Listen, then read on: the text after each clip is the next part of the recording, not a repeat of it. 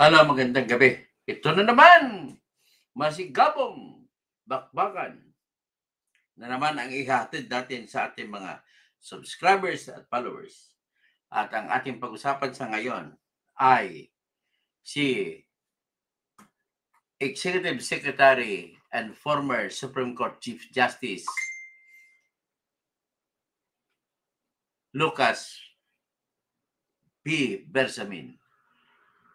Alam mo, naawa ko sa matanda kasi gusto niya sumigaw sa buong mundo. Na sa isang iglap lang sinira ni Lacson at saka ni Roberto Bernardo ang kanyang puri, kanyang karangyaan, pero hinahamon niya ang mga ito na magsampa ng kaso laban sa kanya at para naman magkaroon ng pagkakataon na magdepensa siya. Obviously, bilang isang dating hurado at haring hurado pa o Chief Justice, ay ayaw niya na siya yung nagsasampa ng kaso. So that is a slap on the face of a jurist or a judge or whatever. Mas ginusto ng kahit sinong judge o sinong jurist na silang sampahan at para may pakita nila. Aba, unang-una yung troll ko, si Jano Robles. Magandang gabi, Jano Robles. Ha? Unang-una ka. Grabe, bata ka talaga ni Hindi ko alam kung anong tunay mong pangalan. Pero magkano, bigyan mo naman ako ng kinikita mo sa sweldo dyan sa akin. Galing kay BBM. Galing kay Romualdez. Okay? So, yan po ang pag-usapan natin. Pero, hayaan mo na si Jano Roquat. Wala yan. Dati kakampi mo, hindi mo binibira si Bersamin. Ngayon, birahin mo. Di ba?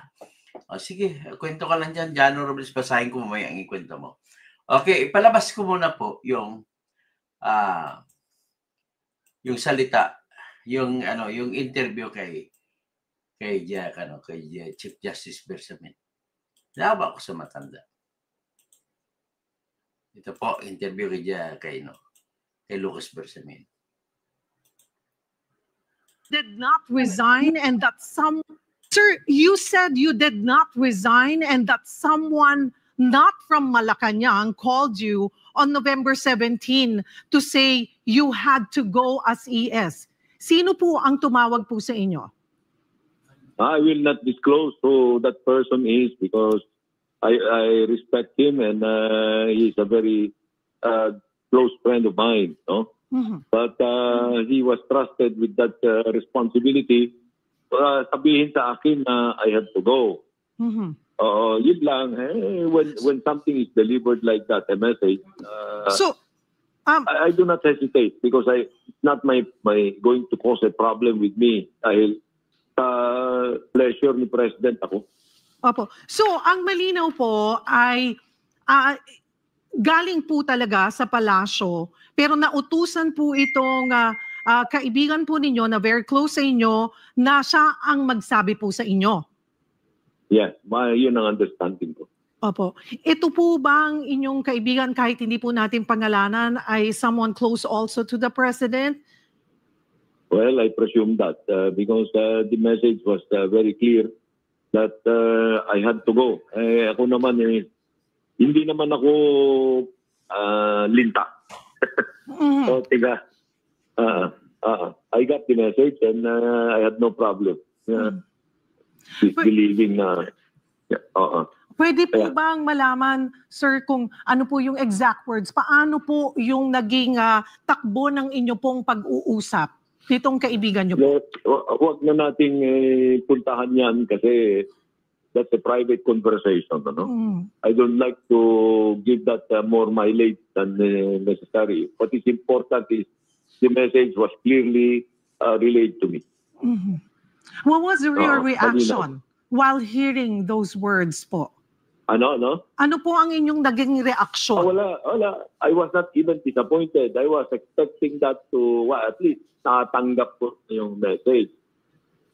Hindi ako yung tao na I would like to stay longer when there is no more welcome mat. Nagkaroon na ho ba kayo ng pagkakataon man lang na makapag-usap po ni Pangulo about this? Magmula po nung kayo... Yes, of course, there was already an occasion na face-to-face. And I was alam mo, relieved ako as if there was a heavy burden lifted from my chest. I was relieved kasi nakatatlong taon na ako mahigit dito sa trabaho na ito. Around 2 p.m., balikan ko lamang po yung mga una niyong nasabi. Around 2 p.m., the PCO announced you resigned out of delicadeza, sir. Pero sabi niyo nga po, hindi pa kayo nagsusumite ng anumang resignation letter noon. Yeah. Paano niyo po tinitignan yung hakbang na ito ng PCO? Wala naman. That's the job of the PCO na mag-announce. Baka mayroong instruction to announce. But I just would like na ituwid yung news na nag-resign ako out of delicadeza. Magandang pakinggan yun pero hindi naman yan ang nangyari. Okay? Kung out of delicadeza na nag-resign ako, di mayroon sana sulat sila na lalabas. But they accepted nothing. They accepted not my resignation. Ang sulat na sinulat ko kay Presidente, pinirmahan ko lang ng towards the end of yesterday. Before I left the office to bring out my things. And that was the only time I wrote a letter. And in that letter, I did not even say I resigned. I only said that I am submitting myself to the President's discretion, to the President's prerogative. Wala naman. Hindi naman issue sa akin yan. Lang po ay talagang magalang na tao talaga ito si Chief Justice. Ginagalang ko pa rin siya, si Chief Justice Bersamin. Kasi ang naging action niya, parang although nasaktan siya, ay kinikilala pa rin niya na hindi siya na dapat na magkisawsaw na dyan. Okay? Kasi sa kanya tingin, as a matter of personal privilege sa kanya, yung nawala sa kanya, yung nadamage siya. But then, he is even insisting and encouraging kung sino man yung nag-akusa sa kanya, nakasuhan siya. Okay, ano bang akusasyon sa kanya? Una, kung bakit siya ganun nangyari.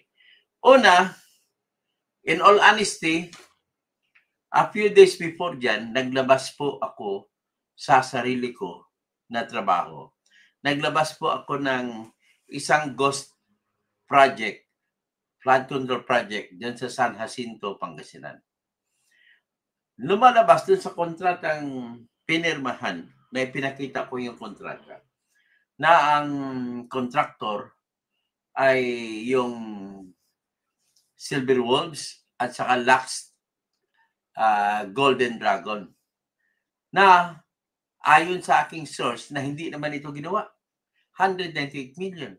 At ayon sa aking source, ang naglalakad talaga niyan ay yung si Adrian Bersamin, yung apo sa tuhod ni Lucas Bersamin.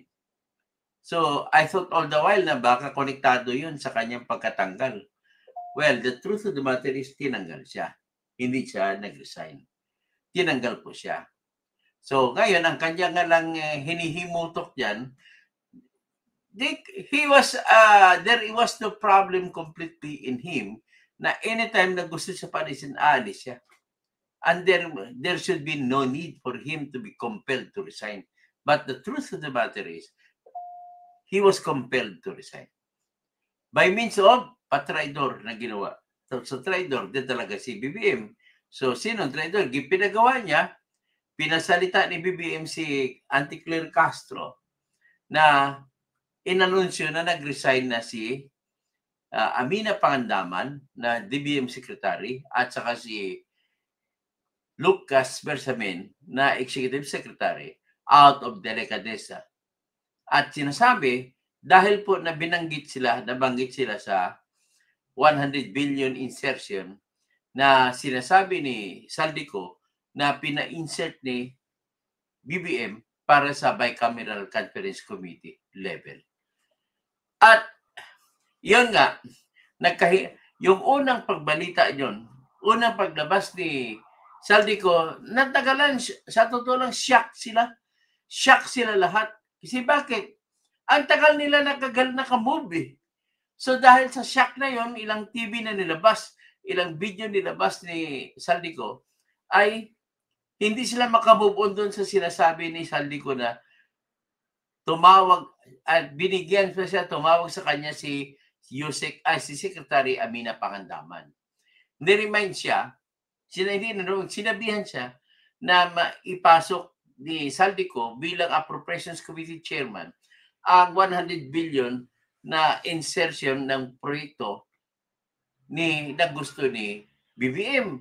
At sinabi ni Amina Pangandaman sa kanya na instruction niya ni Presidente kasi nag-meeting si BBM, si Amina Pangandaman at si Yusek Adrian Bersamin. Sabi niya, itanong mo pa kay Adrian. So in short, dahil ka apo sa tuhod ni Bersamin ang gumagalaw, pati siya nadadamay. Yan ang unang tingin ko dyan. So dahil doon, ano nangyari sabi ni Saldico? Natatanda pa daw niya yung papel na 100 billion na ipapasok na binigay kay Saldico ay nanggaling daw yun sa isang brown leather bag. Na naalala ni Saldico, yung brown leather bag, yun yung brown leather bag na pinakuha ni BBM o ni Bongit kung si Amy pa magtawag, pinakuha niya kay Saldico yung brown leather bag na naiwan dun sa hotel sa Singapore, Hilton Hotel. So kasama si Romualdez. At sinabihan pa siya na yung brown leather bag, maiwan na lang sila sa Singapore. Ay kailangan ng brown leather bag ay hindi maiwan. At nangyari po yan May 22, eksaktong petsa, May 22. After the elections in the year 2022. So, hindi na sinungaling sa tao si Saldi.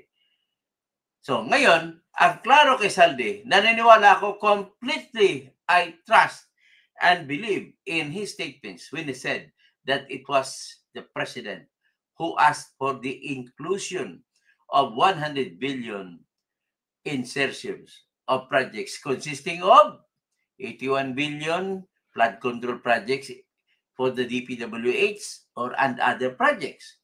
Tapos 18 billion for other government agencies.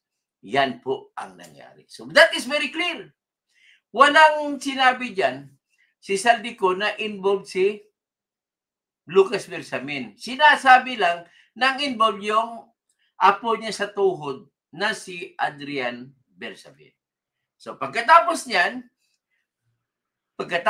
tumawag kay Adrian Bersamin at para i-confirma yung sinabi ni Secretary Amina Pangandaman, tumawag si Ko sa kanyang sariling boss, si Martin Tambaloslos Romualdez. At kinumpirma naman ni Martin na yung pagpapasok o pagsingit ng 100 billion na budget. Kaya, totohanan yun. Ngayon, anong nangyari? Siningit ni Saldi kasi mga bandang October to November. So, ang trabaho, siningit niya. Kasi siya ang appropriations chief o committee chairman ng appropriations. Siya lang ang tanging may sulong kapangyarihan at karapatan at naipasok doon sa Bicameral Conference Committee report.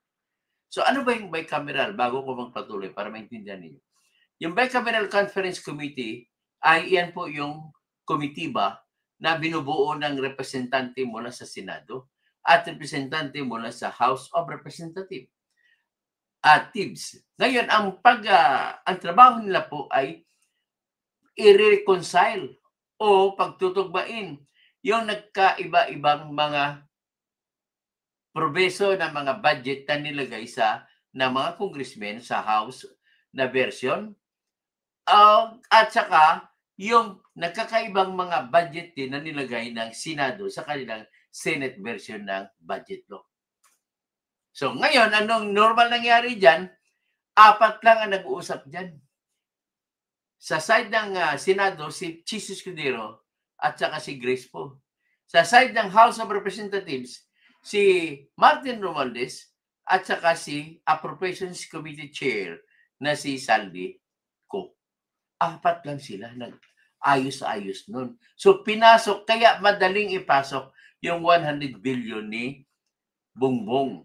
at tinanggal ang ibang proyekto, pinalitan ng proyekto ni Bongbong na 100 billion. So, yan po ang katotohanan dyan. Ngayon, bakit ako maniniwala na totoo yan? At ang mga sinasabi ni Lacson ay hindi totoo, ay ganito po yun. Number 1, ang argumento nila ni Cielo Magno, nila ni Hidarian Richard, sila si Kristan, sila, I thought all the way, siguro ganun din si Christian Isguera, pati rin si Ronald Llamas, marami pang iba sa kanila, si Atty. Bueno, o kung sino pa, si Atty. Claire Castro, si Amina Pangandaman, dinidipinsan pa nila yon na hindi totoo yon, yung sinasabi na tumawag si BBM kay Saldico para ipasok ang 100 billion. Hindi raw totoo yon.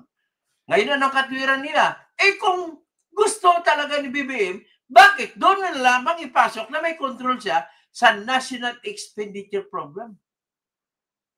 Naintindihan niyo ba yan? Ito po yung proseso ng paggawa ng budget ng Pilipinas. Inuulit-ulit ko ito para maintindihan ng lahat ng mamamayan. Para bawat isa sa inyo, alam na ninyo kung paano bibirahin ito. Okay. Unang step, gagawa ng listahan ang Pangulo ng Pilipinas. Anong klase mga programa gagawin natin sa next year? Okay? Gagawin, 2024 ngayon, 2025 ang kasunod na taon. Naglista siya. Kasama nilista ni BBM dyan mga flood control projects din. Na mga lahat ng pinasok ng mga kakampi niya, congressman, andyan na rin, mga kakampi niya, senador, mga kakampi niya, mga opisyal ng bayan, andyan na rin. So, nandiyan na. First step yan, unang hakbang. Pangalawang hakbang, ipasa ng Department of Budget and Management doon sa House of Representatives. Sa House of Representatives naman, magkaroon ng 3 readings at pagdating sa committee hearing at pagdating naman sa period of amendments sa tinatawag nila, which is the second reading, ay halukayin na naman nila. Mawawala ngayon ang gusto ni Bongbong na project. Mawawala. Papalitan ngayon ng mga congressmen ang gusto ng proyekto. Ganun na nangyayari. Kaya nais ko lang sabihin kay Sir Ali Macabalang na pinakamagaling na journalist dyan sa Barm Region at isa rin sa magaling na journalist sa Barm Region na actually mga national reporters ito Pati si Nas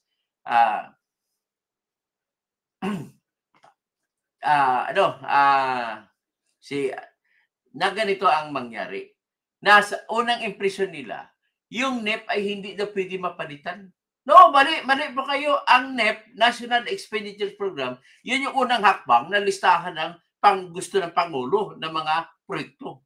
Mapapalitan niya. Kasi sabi ko nga, sa pangalawang hakbang, yayariin ng mga congressman, ng mga tirador yan. Hindi Dr. Clodo Tirador. Ngayon, pag niyari yan, pagkatapos nila pagbuto-butuhan sa third reading, ipasa na naman nila sa pangatlong hakbang doon sa Senado. Sa Senado naman, ito naman, banat na naman, halukayin na naman kasi marami silang gustong ipasok din. Kani-kanyang senador, kani-kanyang proyekto rin. Nalagay na naman doon.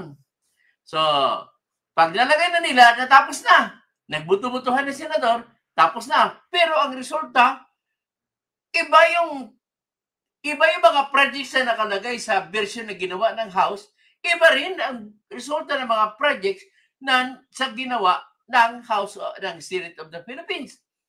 Magkaiba-iba. So, kailangan magkaisa yan bago pirmahan ng presidente. Paano gagawin? Hindi, na-imbento yung tinatawag na Bicameral Conference Committee. So, ito, nagpadala ng representante ang House of Representatives, nagpadala din ng kasariling representante Senate at pagkita sila sa tinatawag na komitiba na kung tawagin nila bicameral. Ano ibig sabihin ng bicameral? Dalawang kameral. Ang kameral kasi, termino na ginagamit pag sabihin mo House, Senate, yan mga kameral ang tawag doon. Okay? So, Bicameral Conference Committee. So, lahat representante ng Senado at representante ng House of Representatives ay magkita-kita at mag-usap. O sabihin, ano ang gagawin natin? Kasi ang version ng House, malaki. Ang version ng Senate, iba rin na gusto nila. So, doon na po magpanagpo yung tinatawag na yarian. So, yan po ang dahilan kung bakit ginagawa nilang confidential ang bicameral conference hearing, committee hearing. Guys, sa bicameral conference committee, maraming kasama representante. Pero, ang nag-uusap lang dyan ay 4 na tao at kanilang mga technical working group.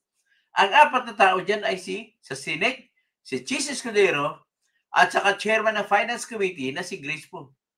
At sa parte naman ng House of Representatives ay si Speaker Ferdinand Martin Gomez Romualdez at saka si Congressman Elizalde Salcida Co na siyang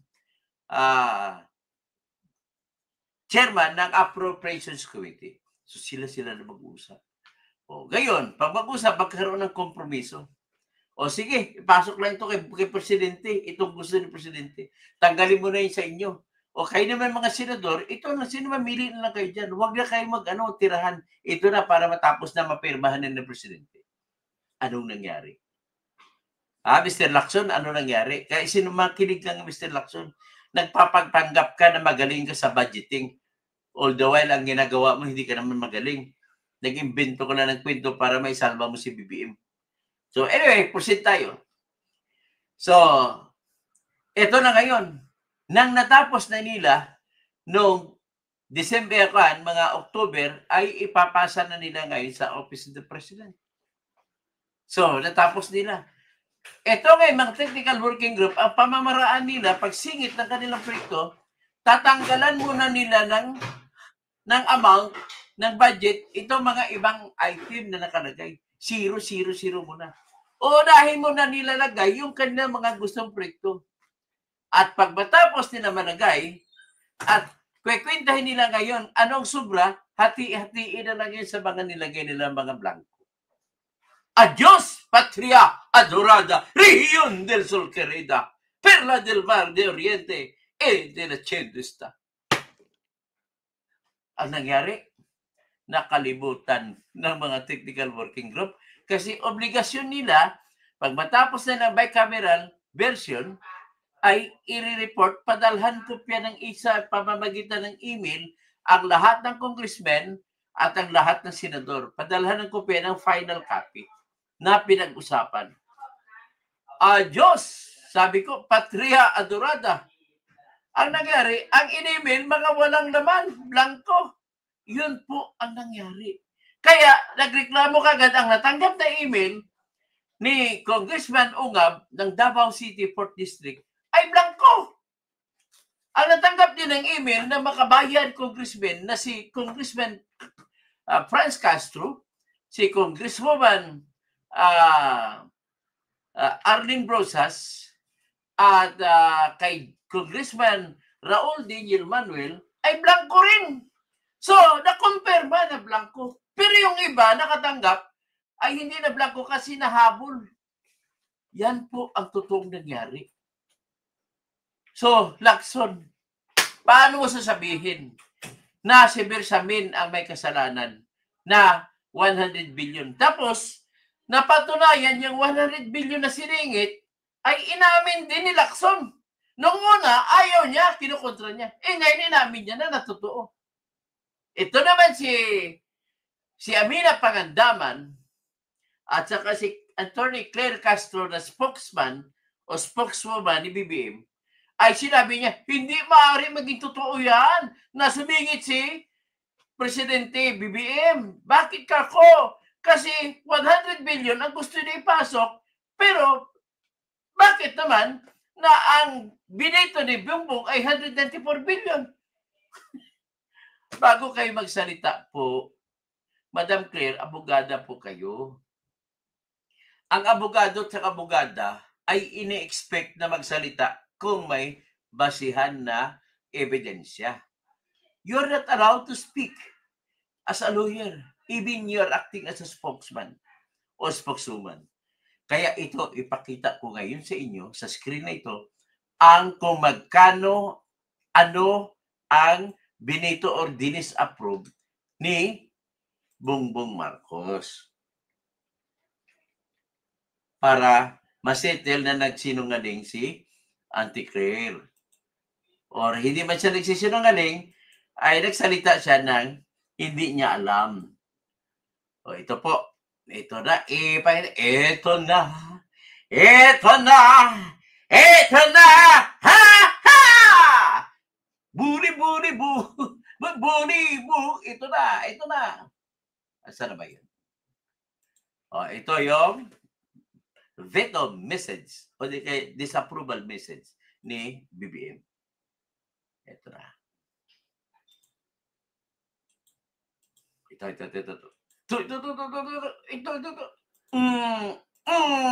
Ayan.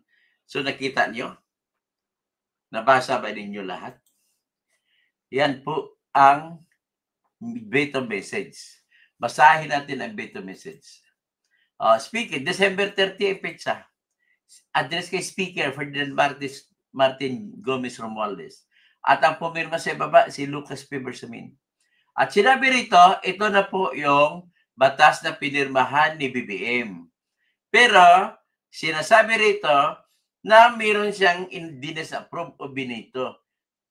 So, sabi niya sa Benito, as I have emphasized in my budget message, accompanying the fiscal year 2025 National Expenditure Program, the aim of this administration in our medium-term fiscal program is to ensure that government targets will respond more directly to the needs of the Filipino people as strategic growth, enhancing fiscal consolidation is pursued.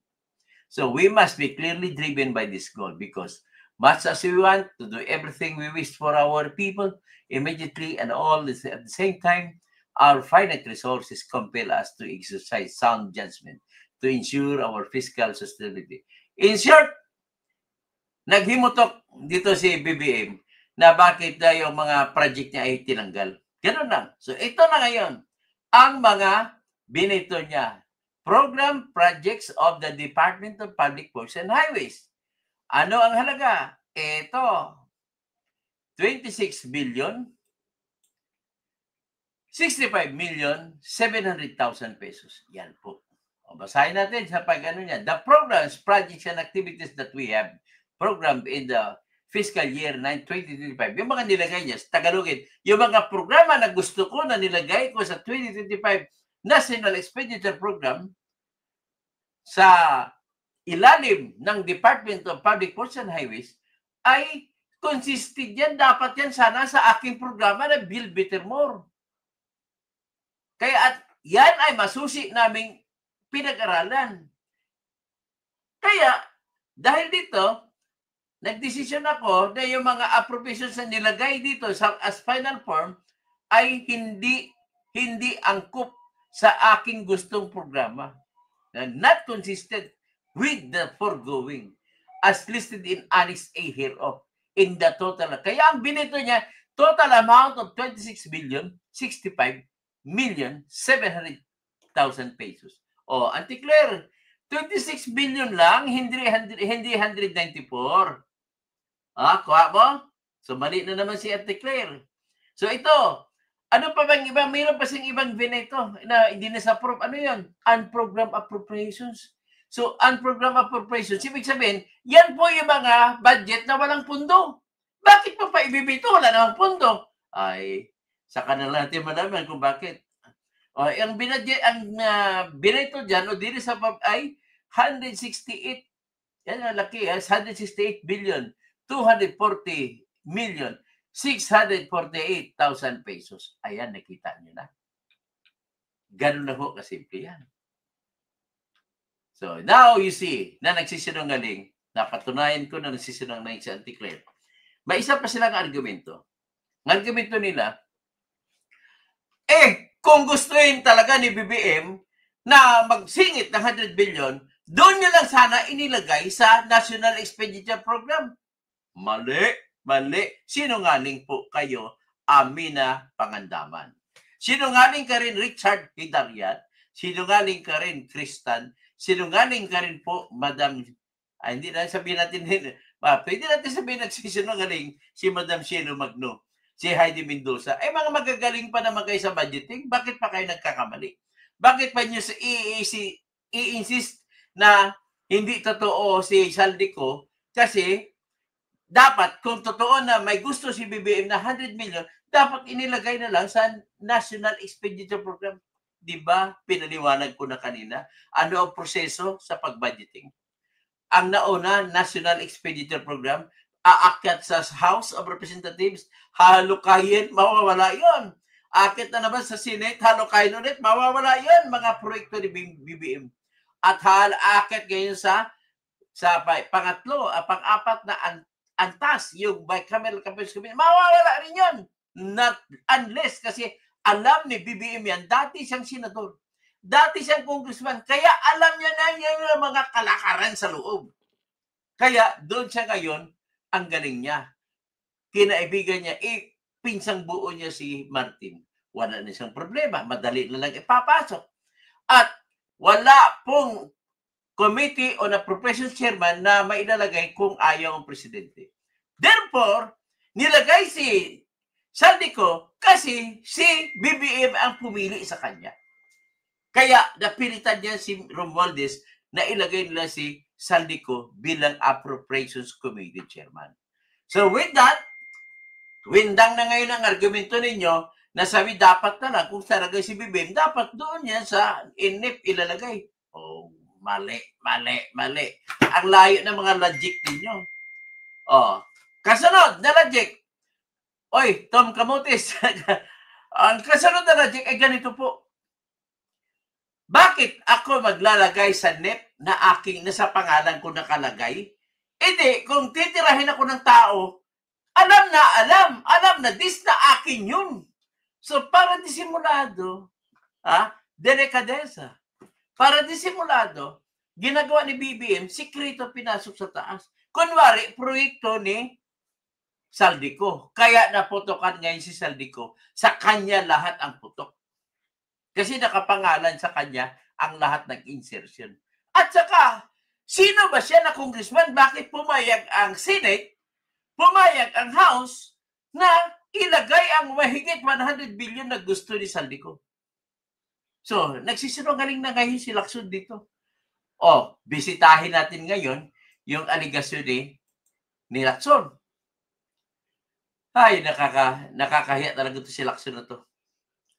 Ito, pakinggan natin ang diskusyon na kasinungalingan. Diskusyon ng kasinungalingan. Ito po yung tinatawag ko minsan na privilege speech ng kasinungalingan. Pakinggan natin ang privilege speech ng kasinungalingan ni Ping Lacson. Ito. Nakakaya talaga to. Mga batang Cavite talaga. Si Barsaga lang ang batang Cavite na maayos. Yung iba, wala. Ay, nako. Lalo na Rimulya. Wala. Ito, pakinggan natin.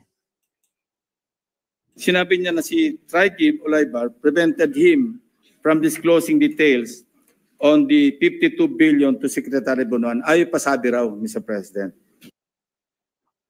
Yung kinikwento ni Lacson dyan ay patungkol sa 52 billion na yung binabanggit daw ni Yusek Roberto Bernardo. Iba yan po. Iba yan kaysa 100 billion. Kaloko. Sige, play natin. Tapos, sinabihan siya ni Yusek Trigib Olaybar na si Secretary Bonoan asked Executive Secretary Bersamin several times. Paano niya sabi? Paano na nalaman na nagkipagkita si Bersamin kay na si Bani Bonoan na nagkipagkita kay Bersamin? Anong ebidensya na sinabi sa iyo, Mr. Lacson? Akala ko ba magaling ka na investigador sa polis? Bakit hindi mo investigan? Bumili-buha ka na, naniwala ka na kagad. Ito yung nagkwento sa kanya na kinukot niya ay si Yusek Roberto Bernardo na saksakan na sinungaling din. Sino ba magpapacilitate itong 52 billion? Of course, isasama sa BICAM, paano ito re-release? Sino ba? Ngayon, yung tanong mo yan. So, ngayon, paano kayo maniniwala na hindi alam ni BBM ang 100 billion at saka yung 52 billion sinasabi mo. Bakit?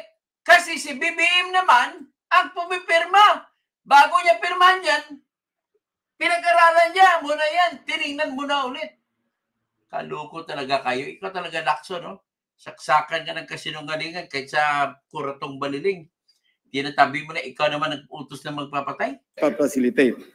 Ang sagot ni ES Bersamin sa kanya, we will take care of it. Sila na raw ang bahala. Okay, raw. Kinargahan mo na salitang raw. Ibig sabihin po, Lacson, hindi sigurado. Tapos bakit mo diriin? Nang dahil sa ginawa mo, ay natanggal si Bersamin bilang executive secretary. Tama ba yung ginawa mo? Kung paano ayusin yung 52 billion. This is a painful lesson para sa atin. Painful lesson para? Lahat, Mr. President. You know, it pains me. Paano maging leksyon ang kamalian ng kasinungalingan? Hindi yan lesson. Inimbento nyo yan na ni Bernardo, ni Roberto Bernardo. Nakita ko dito, may awayan po sa kabinete ni Marcos. Ang grupong Remulla ayaw kay Bersamin. Naghahanap sila ng lahat ng pamamaraan paano matanggal si Bersamin. Ngayon ay pasok na nila ang gusto nila na si Ralph Recto at yung iba pa. So, ibig sabihin, the game is again about to begin. Matindi, mga nakawa na naman ang kasunod nito. Kaya ngayon, kayo mga nakaupo, kailangan nyo, subukan nyo man tumayo para malalaman ninyo. Kaya tama lang talaga na tatanggalin ito si BBM sa ngayon. Wala na ibang gagawin to. Palaki lang po ang pagnanakaw nito. Pakinggan natin itong si Lacson na Ticalon. To see familiar names, some of them. The Executive Secretary is a good friend of mine, Mr. President. Yeah, good It friend pains of me mine. to mention Good friend of mine. Paano mo na good friend? Tinraidor mo, good friend? his name. Kung gusto kasi ng iba, paniwalaan natin na sa Pangulo ang nag-utos mag-insert. Yung Pangulo yun. But it doesn't make sense to me, Mr. It President. doesn't make sense. Your explanation doesn't make sense. It's out of logic. Kahit sino nga matinong ulo ang tanungin mo.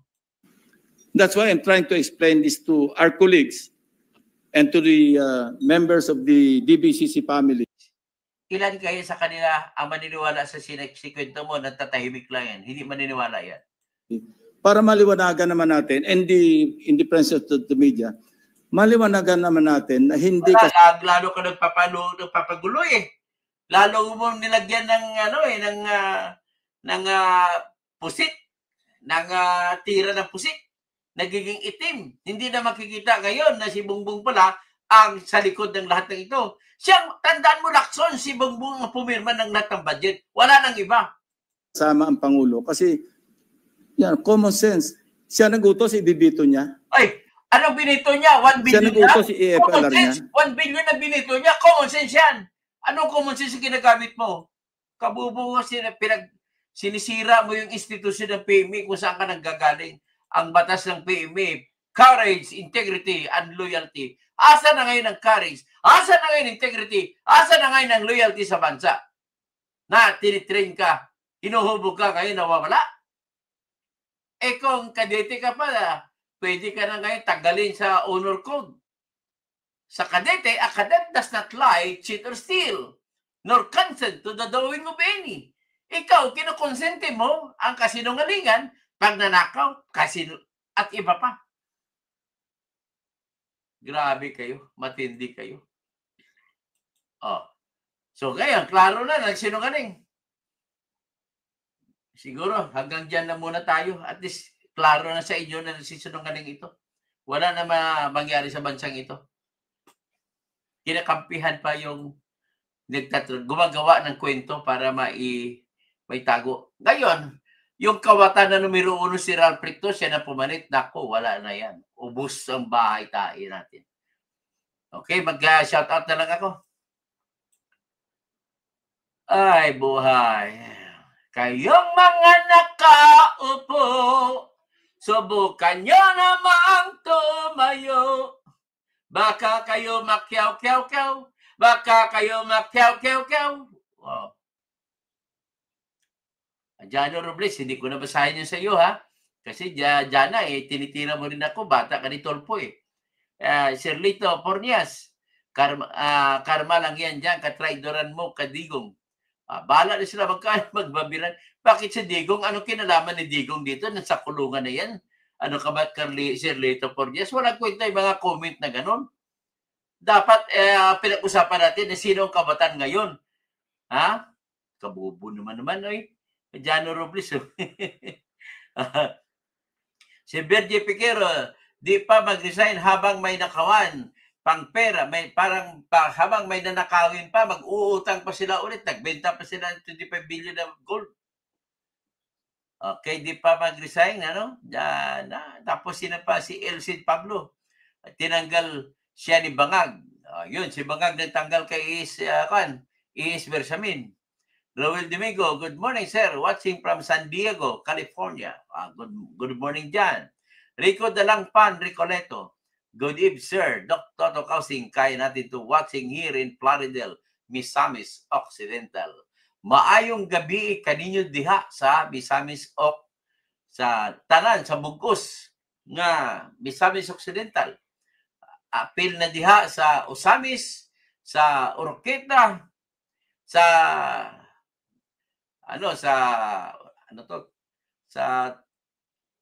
pag city yun? Tanggob City. Yan. Tanggob City. Lalo na dyan kay Joby Lungay. Aywan ko anong pangalan, buhay pa ba si Joby Lungay? Kaibigan ko sa Mindanao State University nung araw pa. Si Nuclear Castro. Ano ba yan? Matatanggal na lang pagpapadaan pa sa taong labas. Tapos, si Lagdamio siguro. Si Lagdamio siguro yung taong labas na tumawag.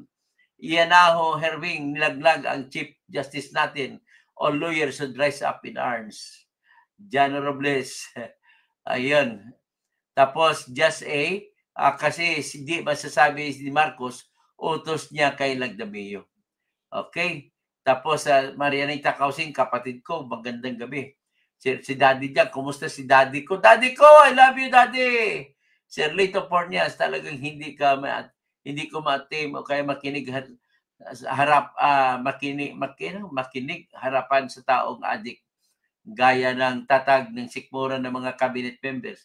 O nga, kung ikaw ba adik, Sirlito, kaya ka ba? Kaya ba humarap sa presidente na adik, mag-meeting-meeting kayo? Nako. Honda Vega, Toto Kausing, please, bawa ka, Toto. Please, tirahin mo yung si Tomotorgo. Tambaluslos, si Kirat Bunyog, Congressman Kuno. Bakit naman? Ambisyoso. Denby Elacion, Jackie Q. Good morning, sir. They're acting their own now, on their own. Okay. Yasmin Martin, grabe parang bulati na ang gobyerno natin, Dr. To, hindi na nila alam anong ang pinto palabas. Kaya nagkagulo-gulo at nag-resign na sila. Soothing and meditation, Bangag, the best conman artist, parang maraming nabudol at trilyon ang ninakaw. Tama ka sa sinasabi mo yan. Frank Luke, Katoto, to verify precisely if true or fabricated, yun ang sinasabi ni Saldi, edi ipakuha sa main server ng Smart or Globe yung tawag sa kanya.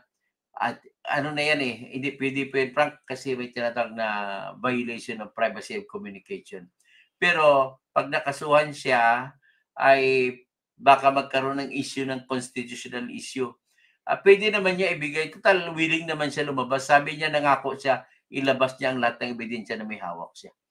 So Teo Carito, sorry Katoto, hindi na kita talaga kayang pakinggan pa. Ganun ba? Kung hindi mo ko kayang pakinggan, okay lang po. Pwede ka na po huwag na manood sa akin po. Mimi Authority, evening sir. Romel Bingson, naimbang grabe, kada kayo amin, tirador. O naimbang grabe, kapsat ko. Tapos, Maya Pabingi, sa mga kabalin ko. Maray na banggi sa mga kaibigan kong mga Bicolano, lalo na yung mga dyan, honorary member ako dyan sa Man Cave International, dyan sa Naga City. Michael Samos, Bading, wala to. At Lina, mauna ka. Tapos, hindi ko nabasahin yun ng Michael Samos, yung sinasabi mo, wala namang kalatoy-lato yan, malayo sa topic. Tom Ackerman, Atty. Toto, ba ang balita na gusto na mag-withdraw ng China sa pagpadala ng produkto sa Pilipinas? Ay, hindi ko po alam. Wala pa kong alam niya. Alamin natin. So, Frank Luke, remember Hello Garcia or Jimmy? Yes, I remember that. Sabi na, I remember the boy, but not the feeling anymore. So, Dennis Causing, my brother, my beloved brother, si Pastor Rodi Rabi. Tapos, sino pa? Si Rex Caban. Tama ka dyan. Yan ang tamang paliwanag, Danny. Okay. Tapos, Eswaldo Acompañado, watching from Northern Samar.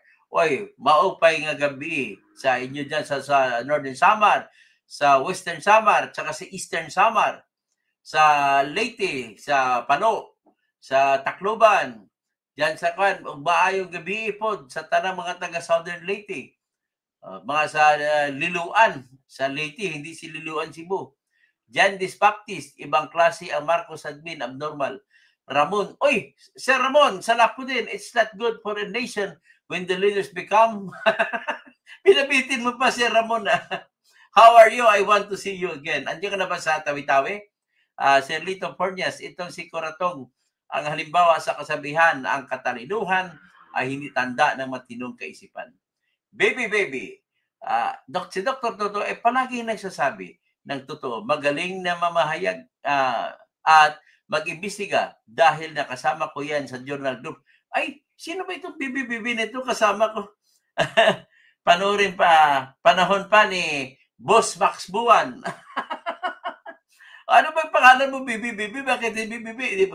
Magkaibigan, magkasama pa na tayo sa Journal Group of Companies eh. Ako po ay dating editor sa People's Journal Tonight. Okay? So, mga ka-alumni, mga samahan ng dating journal, naku, I love you all. I love you all. I could not have been me like now were it not for the Journal Group of Companies. So, Nilda Camp Corpus, Abugaga yan si Claire, Angela Malunda, halata ang pagkatahi ng kwento ni Lacson, malihis lang sa totoong may kasalanan. Kumita siya kay Romualdez at saka kay Marcos. Romel Bengson, Dr. Toto, nakalimutan natin Lacson na legislator ang trabaho niya at hindi spokesperson ni PBBM. Attorney Ping Lacson, the lawyer of BBM. Kamotes News. Oh, Tom, magandang gabi. Dr. Kasing, ikaw lang ang tunay na pinakaparehas mag-analyze sa mga issues natin sa Pilipinas. Maraming salamat at nagustuhan mo ang aking analysis. Jandis Baptist, abnormal talaga ang administrasyon ngayon. Mantakin mo ilang beses na nagpalit, AS, PCO, SEC, PCO, Spokes, Senate President, Speaker, ngayon umuugong ulit na papalitan si D. Pero ayaw pa din aminin, ay malamang mapapalitan na po yung the great Ilocano Isabela leader na si Budget D. Sir Lito Pornias, ito na, okay, si Shawarma. Wow, kamasarap na namamiss ko shawarma. Gusto kumain ng shawarma. Nakinabang kasi ang kampanya ni Lacson na sa 100 billion, kaya ganyan, makaprotect kay BBM. Shirley Lou Bigtas, Lacson, dapat may bayag tayo ha? MG Fern, si Lacson ang nagkwento na kanotarize ba yan? Kasi importante sa kanila na kanotarize. Pati Pingas, paano ka magmaniobra, Mr. Coratong Baliling, sa kaso ng Dacer Corbeto? How will I trust you? MG Fern, Tikalon. GJA, yung nanay ko nga, hirap makalusot ng piso. Paanong music ang mastermind sa billion-billion? Sinong niloko ni Lacson? Milagros Alcobers, Sara ang gusto ni Toto na maging presidente. Bayad na yata siya. Ay, hindi pa ako bayad. Wala pa akong bayad. Tatakbo po ako ng presidente for all you know, Milagros, kung aabot sa 10 million ang aking subscribers. Sir Lito Pornias, i-dissolve ang PMA dahil baliktad ng kaisipan ng mga premier tulad ni Coratong. Premier din si Bato. Helen Baguio, good evening po, Senior Toto Kausing. Tapos Ivy Valen, pag natanggal ang isang magnanakaw, matutuwa din ang isa pang magnanakaw. Tama po yan. So, Mary Sanbing, kumusta na? Kumusta kami ni Don Sir? Diyan sa Tarlac. Okay, ingat. January 7-8. Toto kasi may balita na ba sa warrant? Wala pa po. Wala pang balita. Nico Sidero, pustahan tayo. Pag bumalik na dyan si Bersamin, sabihin na naman ng mga loyalist at kikamping na didis yan si Bersamin. Vani Ugnov, watching from South Korea, Libra, Philippines. Good eve po. Diyos wala si Lacson Bopons na lang maniwala sa kanyang kwento niya. Elmer Venus Official, Dr. Toto Amilongo, watching from Ireland. Wow, kadabo gid salamat sa imo Elmer. Ara kagalit dira sa Ireland. So ara man dang akon nga hinablos nurse siya sa Ireland ata. Hindi ko alam sa Ireland o sa UK. Kay Kumaro, yan bahutot on sa nanay tabo sa uban nga mga politician sa Pinas. Gipauso man ang mga bakak. Mga bakakon. Wa gitay ani ayo. Tabang ato nito, let us help them to love, to tell the truth, and dependent. Mahirap pa mahalin ang katotohanan? Yan ang tanong ko. Mahirap ba halamin? Kaya nga parang gusto ko kumanta para sa katotohanan . Kay Kumaro, nagkalit-silit-sila ang Crooks Administration, Soothing and Meditation, Mercado Cathy, Engineer Toto, Cousin, good evening. Tapos yan bahutot. Kay unless they will not tell the truth, this chaos will not waver. Tama ka, salamat po. Edgar Nacion, yan bahutot. So, salamat. Para yan sa mga magnanakaw sa flood control. Para kay Ping Lacson. Para kay Sandico, nagnakaw ka rin. Kay Romualdez, kay BBM lalo. Okay. Hanggang dyan na lang, sa sunod naman, maraming salamat po sa inyo. Aldin Suliano, si Vinyan Bahutot, ayos kayong imong gipili nga gikanta. Attorney, keep it singing po. Yan Bahutot. Tapos Rinaldo Charles, Sara Duterte for President. Helen Baguio, Chicken Poop. Talentadong Pinoy talaga si Dr. Engineer Attorney. GGA Katoto, request ng handog ng Pilipino. Sa sunod na vlog ko, handog sa Pilipino sa mundo. Sige Brad, Papa, may sons kami. Ang kapatid ko talaga, Black Hat, magnanakaw, asin. Okay, Victoria from Melbourne, marami kaming nakikinig sa iyo. Salamat po dyan sa mga Melbourne Australians, mga Pilipino dyan. Black Hat, good eve. Dr. Toto, yan Bahutot, Edgar Nacion. Okay, Mercado Cathy, Soothing and Meditation. Kay Kumaro. Sige, hanggang dyan na lang. Maraming salamat po. Babalik tayo. At paki-like, paki-subscribe, at paki-invite po ng iba pang friends ninyo at relatives na sumama sa ating channel. Pag may 10 million na po membership natin sa channel natin, tayo po ay pumalaot na maging presidente tayo. Tatalunin natin silang lahat.